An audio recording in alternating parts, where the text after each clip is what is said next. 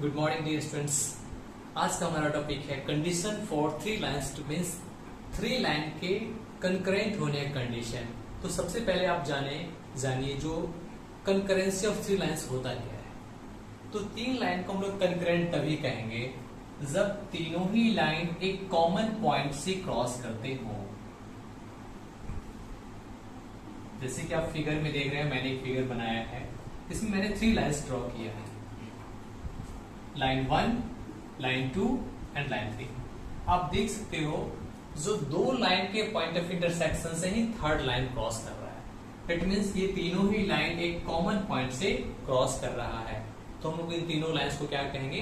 Concurrent lines कहेंगे। क्या आप बता सकते हो ये लाइन क्या कंकरेंट है? ये तीनों यहां पर जो थ्री लाइंस मैंने ड्रॉ किया है, लाइन 1, लाइन 2 और लाइन 3, ये तीनों लाइन कंकरेंट नहीं है। क्यों नहीं कंकरेंट है?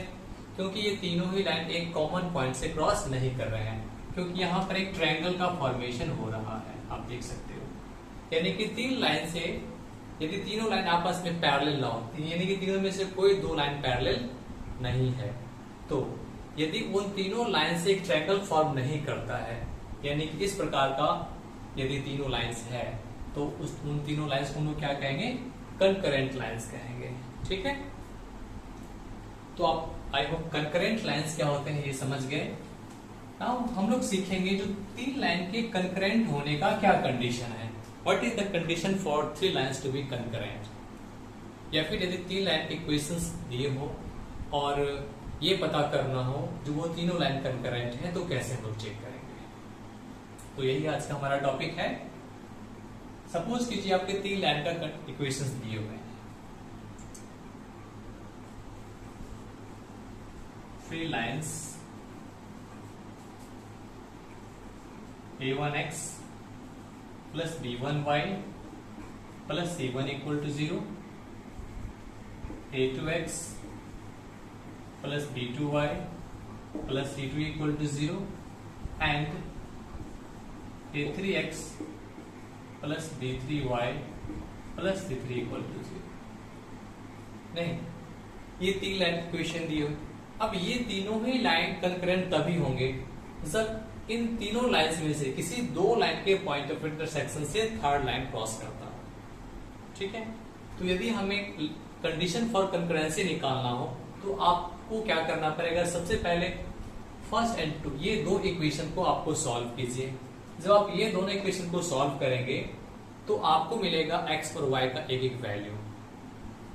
यदि ये दोनों आपस में पैरेलल नहीं है तो x और y का यूनिक वैल्यू मिलेगा, और वो मिलेगा आपका इस दोनों लाइन का पॉइंट ऑफ इंटरसेक्शन। नाउ अब ये तीनों ही लाइन कंकरेंट तभी होगा जब इन दोनों लाइन के पॉइंट ऑफ इंटरसेक्शन से आपका ये थर्ड लाइन पास करे।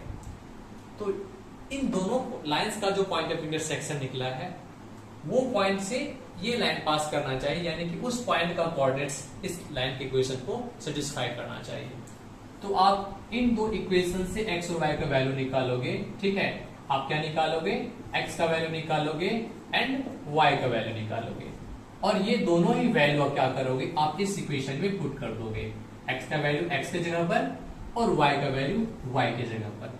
तो आपको एक कंडीशन मिल जाएगा, यानी कि a1 b1 c1 a2 b2 c2 a3 b3 c3 में कंडीशन मिल जाएगा जो बताएगा तीन लाइन के कंकरेंट होने का कंडीशन। ठीक है, तो आपका जो रिलेशन एक्चुअली मिलेगा वो इस टाइप से मिलेगा।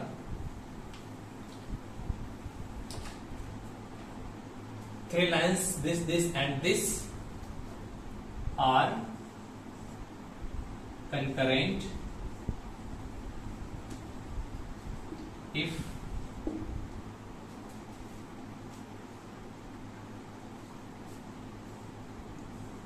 a1 b1 c1 a2 b2 c2 a3 b3 c3 is equal to 0,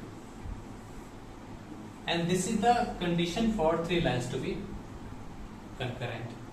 ये रिलेशन आपको तभी मिलेगा जब फर्स्ट टू इक्वेशन या किसी भी दो इक्वेशंस को सॉल्व करके आप एक्स वाई के वैल्यू निकालेंगे और वो एक्स वाई के वैल्यू थर्ड इक्वेशन में पुट करेंगे तो आपका ये रिलेशन मिलेगा कोफिशिएंट्स के बीच। आप इसको एक्चुअली में ये डिटर्मिनेंट का चीज है, ये इसको हम लोग डिटर्मिनेंट कहते हैं। और इसका वैल्यू कैलकुलेट करने के लिए हम लोग इसको थोड़ा सा और एक्सपेंडेड फॉर्म में लिख सकते हैं। यानी कि यदि हम a1 लेंगे तो एक डिटर्मिनेंट, बीच वालों को माइनस में लिया जाता है, b1 इंटू एक और डिटर्मिनेंट और प्लस c1 इंटू एक और डिटर्मिनेंट इक्वल टू 0 है, इक्वल टू 0। अब मैंने यहाँ पर फर्स्ट रो का तीनों मेंबर लिया है, a1 b1 और c1। बीच वाले को ये प्लस में, ये माइनस, ये प्लस माइनस और प्लस के फॉर्म में लिया जाता है। ये चीज आप लोग क्लास 12 में सीखेंगे। ये डिटर्मिनेंट चैप्टर का है, जिसका यूज हमें यहाँ पर करना पड़ रहा है। अब a1 का कोफिशिएंट में हम लोग a1 जिस रो जिस कॉलम में उसको हटा देंगे तो ये 4 बचेगा। कौन 4 बचेगा? b2 c2 b3 c3। ये a1 जहां जिस रो जिस कॉलम में, यानी कि फर्स्ट रो फर्स्ट कॉलम को हटा दोगे तो ये 4 बचेगा, ये 4 यहाँ जाएगा। ठीक इसी प्रकार bn की कोफिशिएंट्स में क्या रहेगा? b1 जिस रो जिस कॉलम में है उसको हटा दीजिए, फर्स्ट रो सेकेंड कॉलम में तो हटा दीजिए, क्या बचेगा? a2 c2 बचेगा, a2 c2 a3 c3। और अगेन यहाँ c1 है तो c1 जिस रो जिस कॉलम में उसको हटा दीजिए, ये तीनों खत्म, ये तीनों खत्म, ये 4 बचेगा, यानी कि a2 b2 a3 b3। ठीक है, तो ये आपका 3 लाइन के कंकरेंट होने का रिक्वायर्ड कंडीशन है। ठीक है, इसको हम लोग एक एग्जांपल से समझते हैं। तो मैंने यहाँ पर एग्जांपल में क्वेश्चन लिया है, ये आपके एनसीईआरटी के मिसलेनियस चैप्टर 10 का क्वेश्चन नंबर 9 है। ये क्वेश्चन कहता है find the value of p so that the 3 lines 3x plus y minus 2 equal to 0, px plus 2y minus 3 equal to 0 and 2x minus y minus 3 equal to 0 may intersect at one point। यानी कि आपको p का value निकालना है। देखिए first equation, second equation and third equation. इस equation में एक अननोन कांस्टेंट p है, आपको इस p का वैल्यू निकालना है ताकि ये तीनों ही लाइन एक पॉइंट पर इंटरसेक्ट करे। और जब तीनों लाइन एक पॉइंट पर इंटरसेक्ट करता है इट मींस वो तीनों लाइन कंकरेंट होना चाहिए। ठीक है, तो ये तीनों ही लाइन कंकरेंट है तो आपको p का वैल्यू निकालना है। देखिए इसको कई तरीका से बना सकते हैं। एक तो ये तरीका हो सकता है आपका 2 लाइन का इक्वेशन को आप आसानी से सॉल्व कर सकते हो। देखो ये आपका फर्स्ट लाइन है, ये आपका सेकेंड लाइन है और ये आपका थर्ड लाइन है। तो इस क्वेश्चन में कहता है ये तीनों ही लाइन एक पॉइंट से, कॉमन पॉइंट से क्रॉस करता है। तो आपको क्या करना है कि ये 2 लाइन की इक्वेशन को सॉल्व कीजिए। तो फर्स्ट एंड थर्ड ये दोनों को सॉल्व कर सकते हो आसानी से और एक्स वाई का वैल्यू निकलेगा। वो एक्स वाई का वैल्यू एक पॉइंट का कोऑर्डिनेट हुआ। किस पॉइंट का कोऑर्डिनेट हुआ? इन दोनों लाइन के पॉइंट ऑफ इंटरसेक्शन का कोऑर्डिनेट हुआ। अब चूंकि थर्ड ये बीच वाला सेकेंड लाइन है वो भी क्या करता है, वो फर्स्ट एंड थर्ड के पॉइंट ऑफ इंटरसेक्शन से ही पास करता है। तो आप इन दोनों पॉइंट का line of point of intersection का कोऑर्डिनेट इसको सेटिस्फाई करेगा। तो एक्स और वाई का वैल्यू यदि आप इसमें डाल दोगे तो आपको आसानी से p का वैल्यू मिल जाएगा। यानी कि आप इन दोनों इक्वेशन को पहले सॉल्व कीजिए। बहुत आसान है इन दोनों इक्वेशन को सॉल्व करना। आप सिर्फ दोनों यहाँ पर देखो प्लस वाई है और यहाँ माइनस वाई है, तो एलिमिनेशन मेथड से आप सॉल्व कर सकते हो। यानी इन दोनों इक्वेशन को ऐड कर दो। तो फर्स्ट इक्वेशन आपका है 3x plus y minus 2 equal to 0 और ये थर्ड वाला इक्वेशन है 2x minus y plus 3 equal to 0। इन दोनों को सॉल्व कीजिए, ऐड कीजिए। ऐड करने से plus y minus y cut जाएगा, 2 प्लस 3 यानी कि 5x माइनस 5 इक्वल टू 0 और 5x इक्वल टू 5 और आपको x का वैल्यू कितना मिल रहा है? 1 मिल रहा है। आपका x का वैल्यू आ गया 1। अब यही x का वैल्यू इन दोनों में से किसी एक में रख दीजिए। ठीक है, आप तो y का वैल्यू मिल जाएगा। चलिए मैं इसमें रखता हूँ इस इक्वेशन में, यानी ये इक्वेशन से चलिए 3 इंटू कितना है x का वैल्यू 1 मैंने डाल दिया, प्लस y है तो प्लस y, माइनस 2 है तो माइनस 2 इक्वल टू 0। यहाँ से 3 इंटू 1 3 माइनस 2 कितना हो गया 1 प्लस y इक्वल टू 0। इस प्रकार आपको y का क्या वैल्यू मिला? -1 मिला। अब x का वैल्यू 1 एंड y का वैल्यू -1। ये आपको एक पॉइंट मिल गया 1 -1। This is the point of intersection of this 2 lines. इन दोनों लाइन का पॉइंट ऑफ इंटरसेक्शन हुआ 1 -1। अब चूंकि ये जो लाइन है वो भी इन दोनों लाइन के पॉइंट ऑफ इंटरसेक्शन से पास करता है, फर्स्ट सेकेंड एंड थर्ड। ये फर्स्ट लाइन है, ये सेकेंड लाइन है और ये थर्ड लाइन है। फर्स्ट एंड थर्ड के ही पॉइंट ऑफ इंटरसेक्शन से आपका लाइन नंबर 2 पास करता है। तो आपने जो फर्स्ट एंड थर्ड का जो पॉइंट ऑफ इंटरसेक्शन निकाला है वो निकाला है 1 -1। तो लाइन 2 भी तो उसी पॉइंट से पास करता है। तो लाइन 2 के इक्वेशन को ये दोनों वैल्यू x का वैल्यू y का वैल्यू इसको सेटिस्फाई करेगा। तो आप सेटिस्फाई करा दीजिए, यानी x का वैल्यू 1 और y का वैल्यू -1 इसमें रख दीजिए, यानी कि p इंटू एक्स का वैल्यू 1 और प्लस 2 इंटू y का वैल्यू है -1, -3 इज इक्वल टू 0 मिलेगा। p इंटू 1 आपका p हो गया, -2 -3 equal to 0, that is p -5 equal to 0। और इस प्रकार p का कितना वैल्यू मिल गया, 5 मिल गया।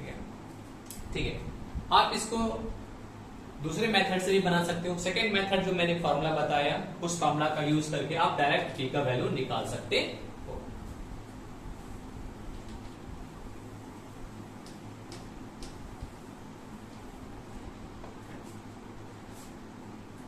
यहां पर जो आपका गिवन लाइंस है, मैं इसको दोबारा लिख देता हूं। Given lines are 3x plus y -2 equal to 0, px plus 2y -3 equal to 0, 2x minus y -3 equal to 0। Line number 1 2 3। क्योंकि क्वेश्चन में कह रहा है तीनों ही लाइन एक पॉइंट पर इंटरसेक्ट करते हैं, यानी कि तीनों ही लाइन कंकरेंट है। According to question it is given that these three lines are concurrent, and therefore according to the condition for concurrency of three lines, determinant a1 b1 c1, यानी कि सिर्फ आपको कोएफिशिएंट्स लेने हैं। 3 यहाँ पर y कोएफिशिएंट 1 है और यहाँ -2।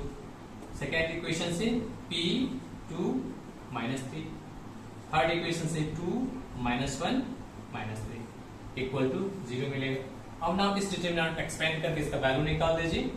तो इसको एक्सपेंड कैसे करेंगे, यहाँ पर 3 है तो 3 इंटू एक डिटरमिनेंट, बीच वाले को माइनस में ले जाता है तो -1 इंटू एक डिटरमिनेंट, और फिर -2 है लास्ट में तो -2 into determinant equal to 0। Now 3 के कोएफिशिएंट वाला जो डिटरमिनेंट है उसमें 3 जिस रो जिस कॉलम उसको हटा दीजिए, यानी first row first column eliminate कर दीजिए। क्या 4 को मेंबर बचेगा, कौन कौन, 2 -3 और -1 -3। अगेन यहाँ पर 1 है, 1 के जहां जिस रो जिस कॉलम उसको हटा दीजिए, यानी कि ये तीनों एलिमिनेट कीजिए और ये तीनों एलिमिनेट कीजिए। p बचेगा -3 बचेगा, p -3 और यहाँ 2 और -3, 2 -3।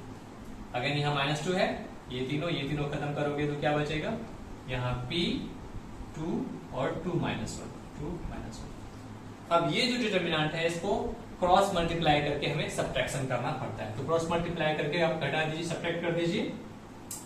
3 इंटू क्रॉस मल्टीप्लाई कीजिए, 2 इंटू -3 -6 -3 इंटू -1 -3, -1 यहाँ है तो -1 दीजिए। Again p into -3 -3p minus 2 into -3 -6 होता है तो माइनस माइनस यहाँ पर +6 हो गया। लास्ट में -2 है, p into -1 -p -2 into 2 4 equal to 0। इसको थोड़ा सॉल्व कीजिए। -3 -6 -9 -3 -27,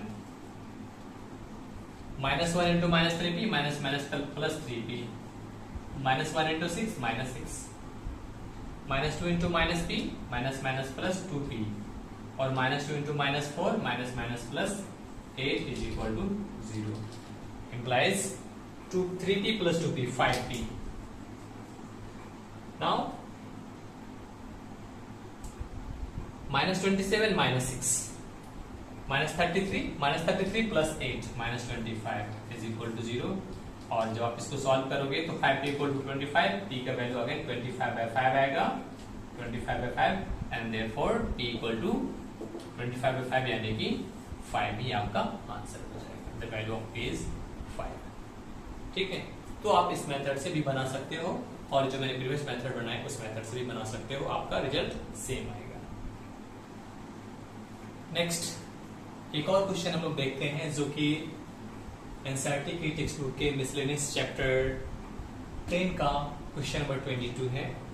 इस क्वेश्चन को पहले समझते हैं।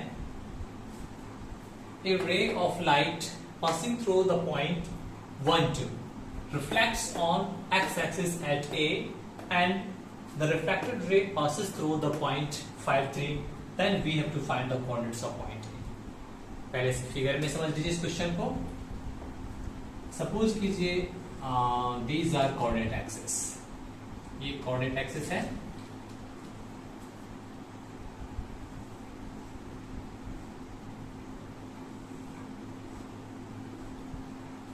अब एक रे है, एक लाइट ऑफ रे है जो कि 1, 2 से पास करता है और एक्स एक्सिस को पॉइंट ए पर मीट करता है।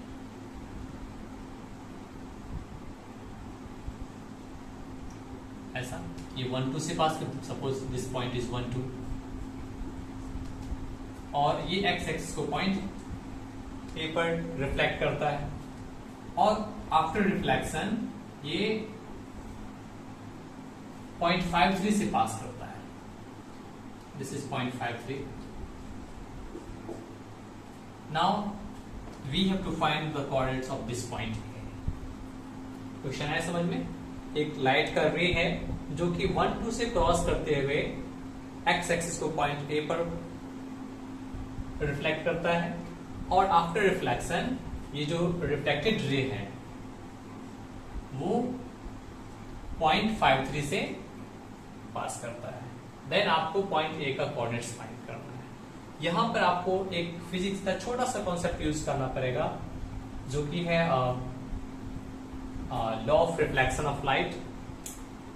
उसका एक नियम है, आप लोग जानते होंगे, एक रूल है, लॉ है। ये इस पॉइंट पर ये नॉर्मल है, ठीक है। और आप लोग law of reflection of light में पढ़े होंगे, जो एंगल ऑफ इंसिडेंट होता है, ये एंगल ऑफ इंसिडेंट है, वो equal to angle of reflection होता है, ठीक है। एंगल ऑफ इंसिडेंट का मतलब इंसिडेंट रे और नॉर्मल के बीच जो एंगल होता है वो एंगल ऑफ इंसिडेंट कहलाता है। एंड रिफ्लेक्टेड रे और नॉर्मल के बीच जो एंगल होता है वो क्या कहलाता है? एंगल ऑफ रिफ्लेक्शन कहलाता है। तो ये दोनों ही एंगल सेम होगा, ठीक है। यदि ये एंगल आप लेते हो थीटा, तो ये एंगल भी कितना होगा? थीटा ही होगा। दोनों एंगल सेम होगा, ठीक है। नाउ इस एंगल को मैं कुछ एज्यूम कर लेता हूं। सपोज कीजिए ये एंगल आपका है फाई है। नाउ अब आप देख सकते हो ये ए एन जो थी तो परपेंडिकुलर है, और परपेंडिकुलर इट मींस ये एक्स एक्स डैश है, ठीक है। तो ये जो एंगल है, एंगल एक्स ए एन, ये भी 90 होगा और angle N A X dash वो भी 90 होगा, यानी कि दो इक्वल पार्ट में ये एंगल बटा हुआ है।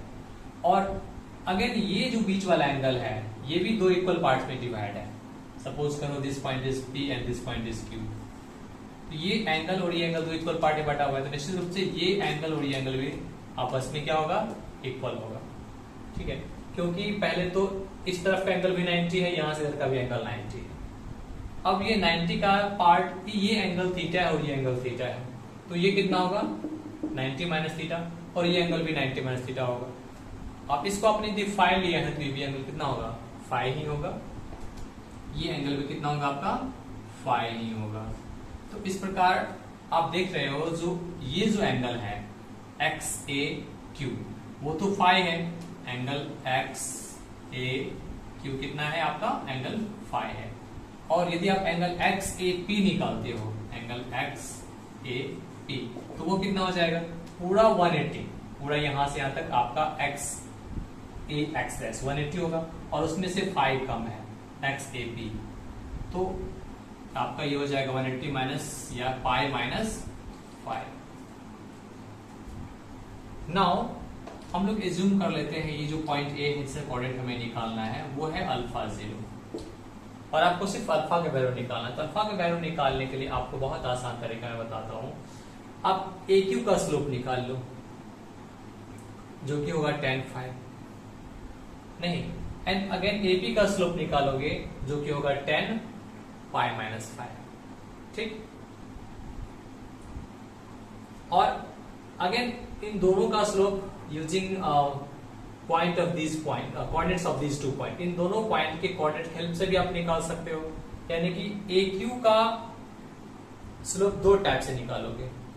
एक तो एंगल मालूम है, इंक्लाइनेशन मालूम है फाई, तो tan फाई होगा, और दूसरा ये दोनों पॉइंट के हेल्प से भी कोऑर्डिनेट निकाल सकते हो। ठीक इसी प्रकार AP का भी आप स्लोप 2 टाइप से निकाल सकते हो। एक तो ये आपका ये एंगल मालूम है, इंक्लिनेशन मालूम है, ये एंगल थोड़ा यहां से यहां तक, तो आप इसके हेल्प से भी आप निकाल सकते हो इसका स्लोप। और दूसरा अगेन ये 2 पॉइंट के कोऑर्डिनेट्स भी मालूम है, उन दोनों पॉइंट के कोऑर्डिनेट्स के हेल्प से भी हम निकाल सकते हैं उसका स्लोप। ठीक है, और देखते हैं क्या रिजल्ट मिलता है। तो सबसे पहले मैं निकालता हूं slope of AQ। Slope of AQ, slope of AQ, ठीक है। मैं यहां पर यूज करता हूं इन दोनों पॉइंट ऑफ कोऑर्डिनेट। तो फॉर्मूला क्या होता है, y2 minus y1 by x2 minus x1। Slope का फॉर्मूला क्या होता है, यदि 2 पॉइंट को ज्वाइन कर लाइन का coordinates 2 point of coordinates x1 y1 x2 y2 है, तो उसका स्लोप कितना होता है, स्लोप इक्वल टू होता है difference of y coordinate by difference of x coordinate, y2 minus y1 by x2 minus x1। तो इसी का यूज कीजिए, 0 माइनस 3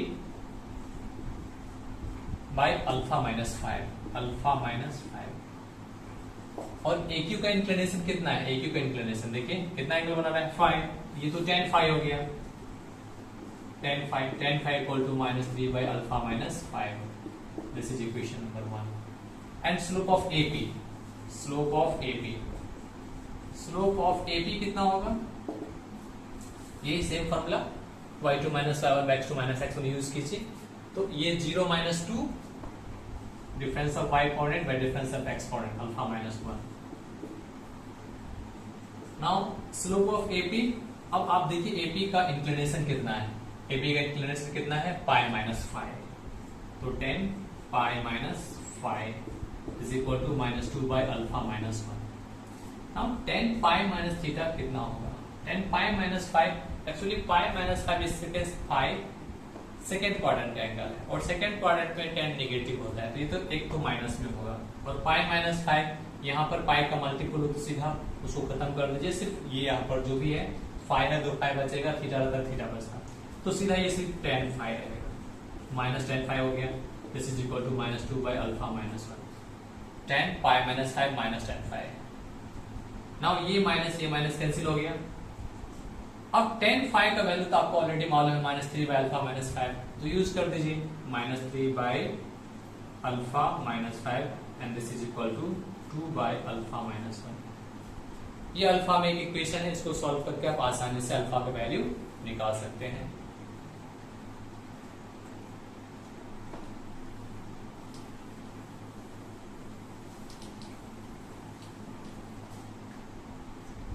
यहां पर आप क्रॉस मल्टीप्लाई कर दीजिए, 2 into alpha minus 5 is equal to -3 into alpha minus 1। So this implies 2 alpha minus 10 equal to -3 alpha minus plus 3, implies alpha की तरफ कर लीजिए, 2 अल्फा -3 अल्फा इस तरफ आएगा तो +3 अल्फा हो जाएगा, -10 को उस तरफ ले जाइए तो +10 हो जाएगा, और +3 ऑलरेडी है, 2 + 3 5 alpha equal to 10 + 3 13, and therefore alpha equal to 13 by 5, hence the coordinate of required point, hence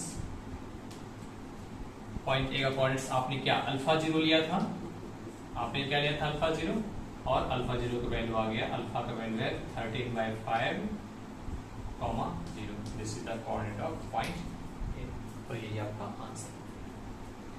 okay, तो जितने भी क्वेश्चंस एंड कॉन्सेप्ट मैंने बताए हैं उनको आप दोबारा रिवाइज कीजिएगा, कहीं भी आपको समझने की दिक्कत हो आप दोबारा रिप्ले कीजिए और दोबारा इसे देखिए। ओके, थैंक यू, फिर अगले वीडियो में नेक्स्ट टाइम मिलते हैं।